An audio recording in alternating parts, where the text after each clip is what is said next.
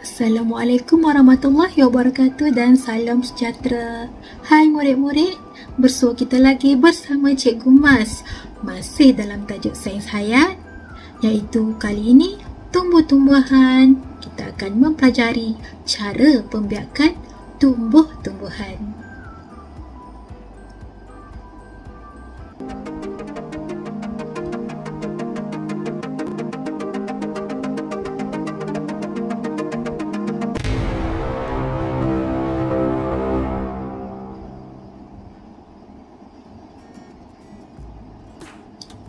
Ya, cara pembiakan tumbuh-tumbuhan. Tumbuh-tumbuhan perlu membiak supaya tidak pupus. Secara semula jadi, tumbuh-tumbuhan boleh membiak melalui 6 cara. Baiklah murid-murid, kita akan pergi satu persatu. Jom. Yang pertama, kaedah pembiakan melalui biji benih. Kebanyakan pokok yang berbuah membiak melalui biji benih. Contohnya pokok buah betik. Nampak tak biji benihnya yang berwarna hitam? Jadi kita tanam biji benih, boleh tumbuh menjadi pokok. Kebanyakannya biji benih kita ambil daripada buah yang ranum atau masak. Okey, selain daripada itu kita ada pokok tembikai, pokok durian, pokok mangga, pokok cili. Selain itu kita ada pokok selasih. Tengok biji selasih. Selalunya kita minum dengan air ataupun kacang hijau. Bukan pokok kacang hijau, tapi pokok tauge. Okey, kaedah yang kedua, anak pokok. Tengok pokok pisang ya. Anak pokok yang tumbuh di sekeliling induknya boleh menjadi pokok baru. Dia bukan beranak. Tapi dia tumbuh seperti sulur ataupun anak pokok pisang. Kebanyakan dia tumbuh berdekatan dengan pokok induk. Jadi bila pokok pisang berbuah, kita akan ambil buahnya, kita akan tebang pokok asal, pokok induknya supaya anak pokok ini boleh tumbuh dengan lebih sihat. Selain daripada itu, kita ada pokok keladi dan pokok nenas yang juga tumbuh melalui kaedah pembiakan anak pokok ataupun sulur. Okey, seterusnya yang ketiga. Apa?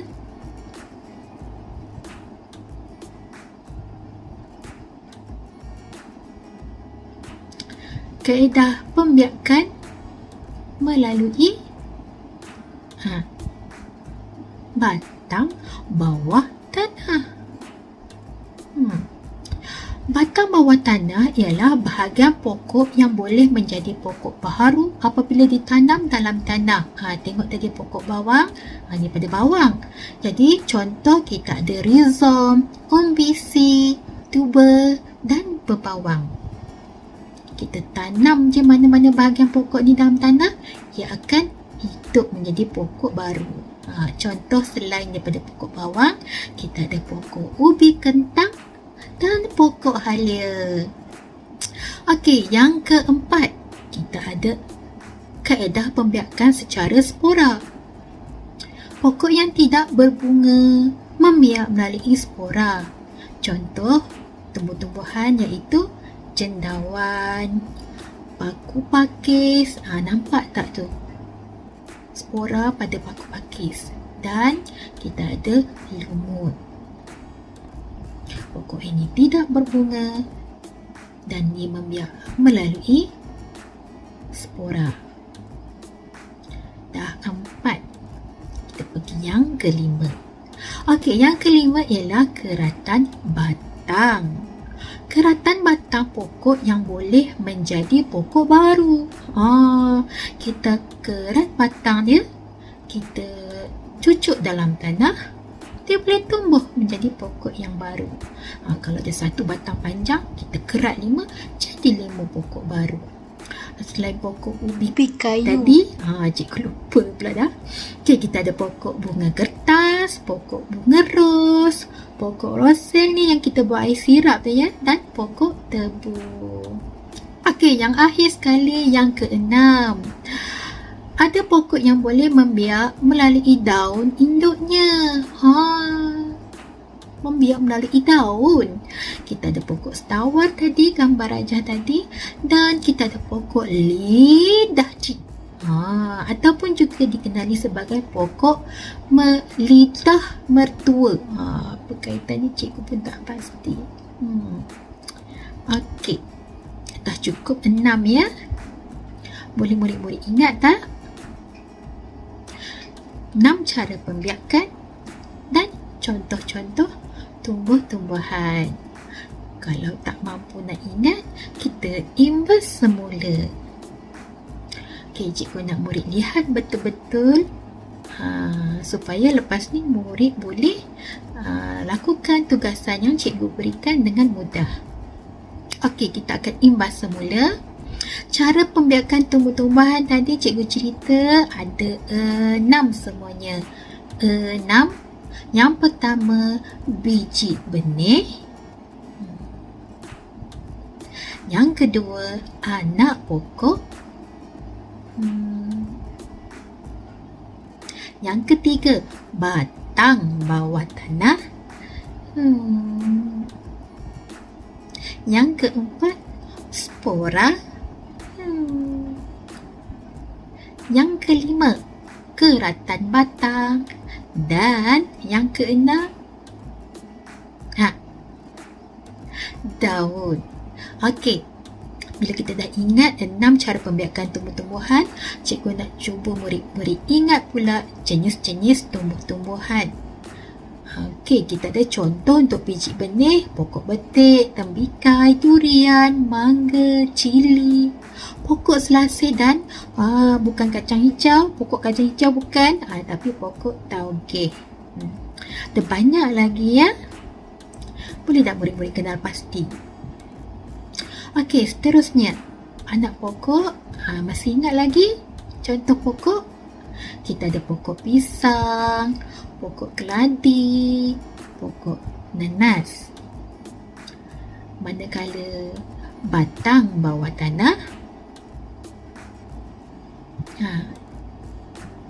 cuba sebut dulu. Alah, dah keluar dah jawapannya. Okey, pokok bawang, pokok ubi kentang dan pokok halia. Spora pula. Cuba ingat balik. Ya, kita ada cendawan, paku pakis dan lumut. Okey, kita pergi pula kepada keratan batang. Contoh pokok ialah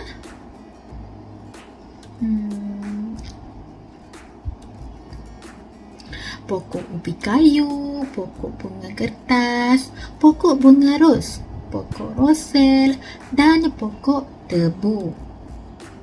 Akhir sekali, kaedah pembiakan cara menggunakan daun. Kita ada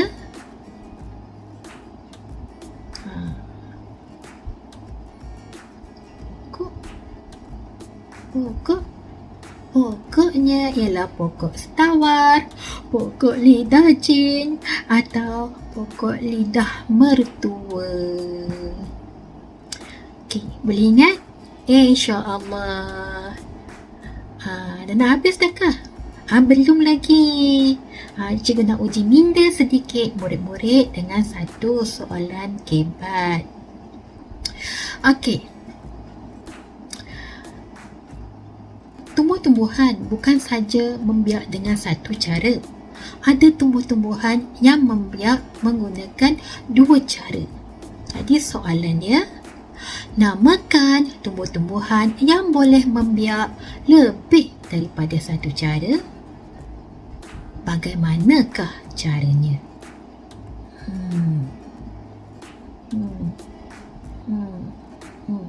Pernah tak murid terfikir? 6 cara. Jadi satu tumbuhan ni dia ada 2 cara pembiakan. Unik kan? Okey, yang pertama kita ada pokok kangkung. Jadi kaedah sama ada keratan batang dan biji benih. Yang kedua, selain kangkung kita ada pokok selasih. Sama juga kaedah keratan batang dan biji benih. Ataupun satu lagi contoh cikgu bagi, kita ada pokok ubi keledek. Sama ada kaedah keratan batang dan batang bawah tanah. Ada lagi tak pokok lain? Cikgu harap murid-murid boleh cari, tanya dengan Pakcik Google, dapatkan lebih banyak maklumat. Okey, itu saja untuk kali ini daripada Cikgu Mas. Harap kita akan bersua lagi dalam video seterusnya. Terima kasih. Dan seperti biasa, subscribe. Bila kamu subscribe cikgu sayang kamu. Bye.